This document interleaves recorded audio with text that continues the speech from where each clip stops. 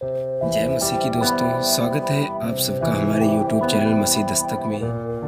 आज हम एक ऐसे व्यक्ति के बारे में बात करने जा रहे हैं जिसके बारे में आपने सुना तो बहुत होगा, लेकिन उनके बारे में बहुत ही कम जानकारी आपके पास है। जी हाँ, मैं बात करने जा रहा हूँ सेंट थॉमस की, जिन्होंने भारत में सुसमाचार के लिए अपनी जान दे दी।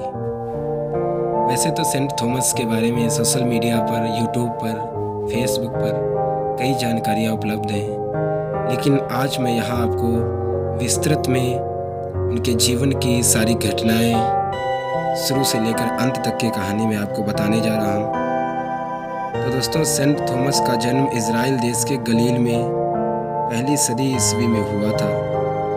दोस्तों, थोमा को संदेह करने वाले थॉमस के नाम से भी जाना जाता है, क्योंकि उन्होंने यीशु मसीह के पुनरुत्थान पर संदेह किया था और उन्होंने कहा था कि जब तक मैं यीशु मसीह के घाव में उंगली ना डाल लूं तब तक मैं विश्वास ना करूंगा।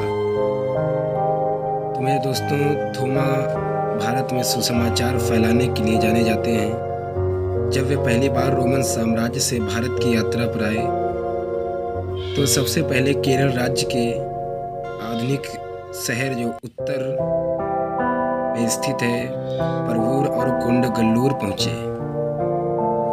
सेंट थॉमस जिस समय भारत आए उस समय भारत पर चेर राजाओं का शासन था। उस समय चेर राजाओं की राजधानी मुजरिस हुआ करती थी। यहाँ पर उस समय चेर के राजा कोडुकोटन राज्य करते थे। उन्होंने सेंट थॉमस को अपने राज्य में मालाबार तट पर बसने की व ईसाई धर्म के प्रचार प्रसार की अनुमति दी।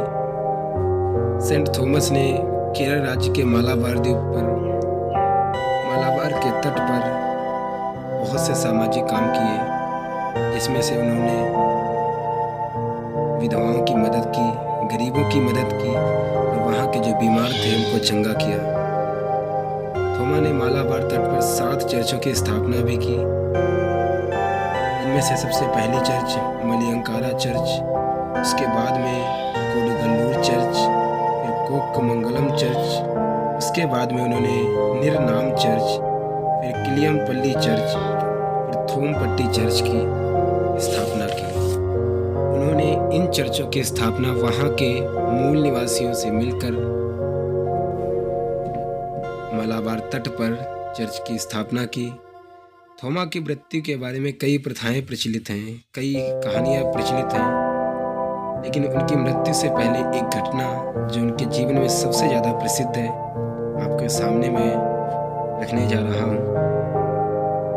राजा कुंडुफोरस उस समय वहाँ के राजा हुआ करते थे, और जब उन्होंने सुना कि थॉमस पढ़ाई के साथ साथ अच्छे महल बनाने में महारत हासिल है, तो उन्होंने थोमा को बुलाया और थॉमस से कहा कि तुम मेरे लिए एक महल बना। तो थॉमस ने उत्तर दिया कि वह महल के निर्माण के लिए सर्दी के दिनों की प्रतीक्षा करेगा। इस बात ने राजा कुंडुफोरस को चकित कर दिया, क्योंकि बाकी सब ने गर्मियों में बनाया था। थोमा ने छोड़ दिया, इसलिए राजा कुंडुफोरस ने उसे बड़ी मात्रा में धन व महल बनाने के सभी प्रावधान प्रदान किए। थोमा ने उन सभी प्रावधान व धन को लिया और परमेश्वर का धन्यवाद किया, फिर गरीबों में बांटना शुरू कर दिया। थोड़े दिनों बाद राजा ने दूत को भेजा और थोमा से पूछा कि महल का काम कैसा चल रहा है।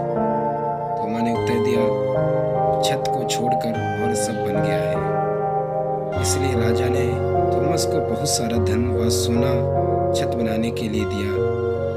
थोमा धन लेकर फिर से परमेश्वर का धन्यवाद किया व गरीबों में बांट दिया। कुछ दिनों बाद राजा जब वापस अपने शहर आया तो उसने अपने दोस्तों व शाही वकील से महल के बारे में पूछा, तो उन लोगों ने बताया कि थोमा कोई भी महल नहीं बना रहा है, बल्कि वह पीड़ितों को बड़ी रकम व गरीबों को मदद कर रहा है, बीमारों को चंगा करने की सेवा में लगा है। इस कारण राजा कुंडुफोरस का क्रोध भड़क गया और उसने थोमा को बुला लिया और पूछा कि क्या तुमने मेरे लिए महल बना लिया है? राजा ने पूछा। हाँ, प्रेरित ने कहा। राजा ने कहा, तो मुझे दिखाओ। तो उसने सिर हिलाया और कहा, आप इसे अभी नहीं देख सकते, आप इसे तभी देख सकते हैं जब आप इस दुनिया से चले जाएंगे। निश्चय ही राजा का क्रोध बहुत बढ़ गया। थोमा को जेल में डाल दिया गया और कोनफोरस ने फैसला किया कि वह उस प्रेरित को जिंदा मार देंगे। उसी समय राजा का भाई गाद, जो बहुत बीमार था और वह मर गया। राजा अपने भाई से बहुत प्रेम करता था, इसलिए उसने सबको बड़ी तैयारी की। तो जिस समय वो लोग गाद के ऊपर कफन डाल रहे थे, उसी समय वह जीवित हो उठा और उसने राजा से विनती की कि वह उसके लिए एक अनुग्रह प्रदान करे। राजा ने कहा, तू जो मांगेगा आधा राज्य तक तुझे दिया जाएगा। तो उसके भाई ने उससे विनती की। उसने कहा कि तुझे जो स्वर्ग में महल बनाया है वह मुझे बेच दे। तो राजा चकित हो गया। वह मुझे बेच दे। तो राजा फिर से चकित हुआ और उसने पूछा, यह कैसे संभव है? तो गाद ने बताया, जब मैं मर गया तो स्वर्गदूतों ने उसे बहुत सारे महल दिखाए। अंत में उसने एक बहुत सुंदर महल दिखाया। तो गाद ने स्वर्गदूतों से कहा कि इस महल के एक छोटे से कमरे में मुझे रहने दे। तो स्वर्गदूतों ने सिर हिलाया और कहा, इस महल में तुम नहीं रह सकते, क्योंकि यह महल थोमा ने अपने राजा के लिए बनाया है। तो गाद ने स्वर्गदूतों से विनती की, मुझे भी वापस अपने भाई के पास भेज दे, ताकि ये भवन मैं अपने लिए मोल ले लूं। फिर थोमा को गाद के लिए एक महल बनाने के लिए स्वतंत्र किया गया, ठीक उसी तरह जिस तरह से राजा का महल बना था, उसी तरह उसके भाई गाद का भी एक महल बना और दोनों भाई मसीह में हो गए और अपने शासन काल में अधिकांश जीवन गरीबों की मदद में लगा दिया, क्योंकि यह एक ऐसी खजाना है जिससे सबसे अच्छा महल बनाया जाता है। इसके बाद थॉमस दूसरी जगह के लिए निकल पड़ा, उपदेश देते हुए, सुसमाचार प्रचार करते हुए। अंत में उसे राजा मिस्दियस के द्वारा जेल में डाल दिया गया। थॉमस प्रार्थना करता है क्योंकि उसको 4 रक्षक ले जाते हैं